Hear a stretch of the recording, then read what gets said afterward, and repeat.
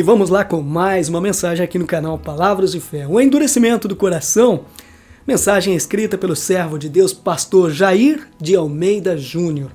Vendo, porém, Faraó que havia alívio, continuou de coração endurecido e não os ouviu, como o Senhor havia dito. Então disseram os magos a Faraó: isto é o dedo de Deus. Porém o coração de Faraó se endureceu e não os ouviu, como o Senhor havia dito. Mas ainda esta vez endureceu o Faraó o coração e não deixou ir o povo. Êxodo 8, versículos 15, 19 e 32. Bom, geralmente quando a gente pensa nas pragas do Egito, vem logo à memória o endurecimento do coração de Faraó. Mas o que seria isso, endurecer o coração? Tal ocorre quando o pecador vê sua vontade contrariada e, ao invés de dobrá-la e ceder diante dos fatos, prefere se revoltar contra a própria realidade. É a natureza pecaminosa, exacerbada, sem freios, a vontade do homem manifestando-se como inquestionável. O principal oferecimento feito pelo diabo a Eva foi ser um Deus. Aí está a grande tragédia. Viver como alguém que jamais será. A criatura nega seu lugar na criação para assumir um protagonismo insano. Um canário que age como águia.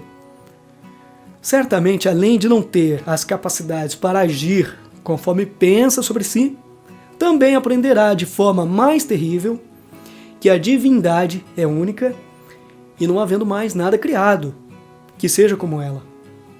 O endurecimento do coração ocorre exatamente quando alguém que age como um Deus percebe que sua vontade não será cumprida, que a realidade lhe negou saciação. É uma espécie de recalcitrância existencial, uma revolta contra os fatos, e a mais pura teimosia. É alguém que insiste em arremeter contra a muralha, acreditando que em algum momento conseguirá atravessá-la.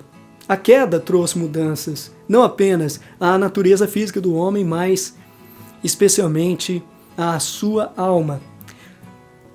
A vontade humana deslocou-se da vontade divina, tornando o pecador um representante e um defensor de seus próprios anseios e propósitos. Não mais considera Deus e os ditames divinos para suas decisões. Age com autonomia divina, acreditando ter direito e soberania sobre a existência. O grande problema do homem caído é sua vontade. É nela que se manifesta suas ambições, que nada mais são que cobiças travestidas de virtudes que procuram centrar o próprio pecador como o vórtice de todos os acontecimentos. O desejo pelo pecado é uma vontade que precisa ser negada, combatida por aquele que verdadeiramente conhece a Cristo. A luta eficaz contra o pecado se dá exatamente quando nutrimos nossa alma diariamente com o genuíno alimento espiritual, para que dela procedam apenas vontades puras e santas, compatíveis com o único Deus. E muitos então ficam assustados com o fato de Deus afirmar algumas vezes neste contexto das pragas que endureceria o coração de Faraó. Ora, o próprio Senhor havia afirmado isso quando vocacionou Moisés. Disse o Senhor a Moisés: quando voltares ao Egito, vê que faças diante de Faraó todos os milagres que te hei posto na mão, mas eu lhe endurecerei o coração para que não deixe ir o povo. Êxodo 4, 21. A regra máxima da hermenêutica bíblica, a arte de interpretação das Escrituras é: a Bíblia interpreta a própria Bíblia. Deus deixa claro que é imune ao mal e que não inclina alma alguma ao pecado. Ninguém, ao ser tentado, diga: sou tentado por Deus, porque Deus não pode ser tentado pelo mal e Ele mesmo a ninguém tenta. Tiago 1,13. Dessa forma, a possibilidade de o Senhor levar Faraó ao pecado está excluída. Quem então endureceu o coração de Faraó? Reparem que nos 3 versos que nós citamos no texto base, As Escrituras atribuem a responsabilidade pelo endurecimento do coração de Faraó a ele mesmo. Então, por que o Senhor declara que seria ele a fazer isso? Primeiramente, a soberania de Deus. Nada e ninguém pode fazer algo que não esteja debaixo do estrito propósito e controle do único Senhor. Porém, além disso, o processo se evidencia. O homem tem em seu coração maldade igual à do diabo, que apenas não se manifesta devido ao freio que o Senhor colocou no pecador.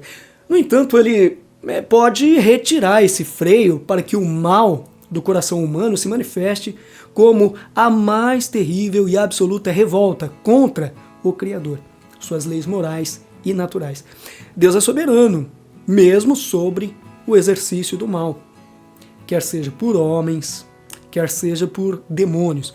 É curioso que no verso 19, citado em epígrafe, são os próprios magos de Faraó que o aconselham, quase suplicando, que deixe ir o povo, pois era o próprio dedo de Deus que causava aqueles flagelos ao Egito. A terra estava devastada.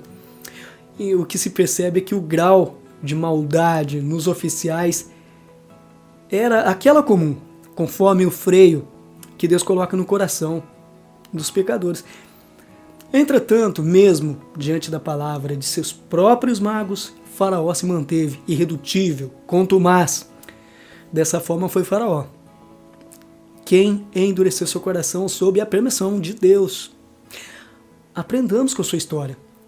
Mesmo um crente pode se mostrar hermético, fechado e insensível à vontade de Deus, à medida que permite o esfriamento de sua vida devocional. O resultado é a petrificação de seu coração e a cauterização da sua mente. Entrará em uma espiral descendente que apenas um ato da graça divina poderá interromper. Davi foi capaz de conviver não apenas com um adultério, mas também com um assassinato, até que o Senhor lhe confrontou por meio de Natão, o profeta. É verdade que exterioriza seus sentimentos diante de pecados não confessados da seguinte forma: enquanto calei os meus pecados, envelheceram os meus ossos pelos meus constantes gemidos, todo o dia. Porque a tua mão pesava dia e noite sobre mim, e o meu vigor se tornou em sequidão de estio. Confessei-te o meu pecado, e a minha iniquidade não mais ocultei. Disse: confessarei ao Senhor as minhas transgressões, e tu perdoaste a iniquidade do meu pecado. Salmo 32, versos 3 a 5. Apenas a confissão autêntica, que traz a genuína consciência do perdão, alivia o peso do pecado. No entanto, enquanto o crente labuta no pecado, a alma está entorpecida, sua visão turva. Deixemos de lado todo pecado e vivamos a leveza e a liberdade dos filhos de Deus com um coração de carne. Ao invés do endurecimento do coração, seremos sensíveis à vontade de Deus. Tenha um abençoado dia na presença de Jesus. Esse é o texto do nosso querido pastor Jair de Almeida Júnior. Deus abençoe. Obrigado pela sua companhia aqui no canal Palavras de Fé. E até o nosso próximo encontro, se Deus quiser.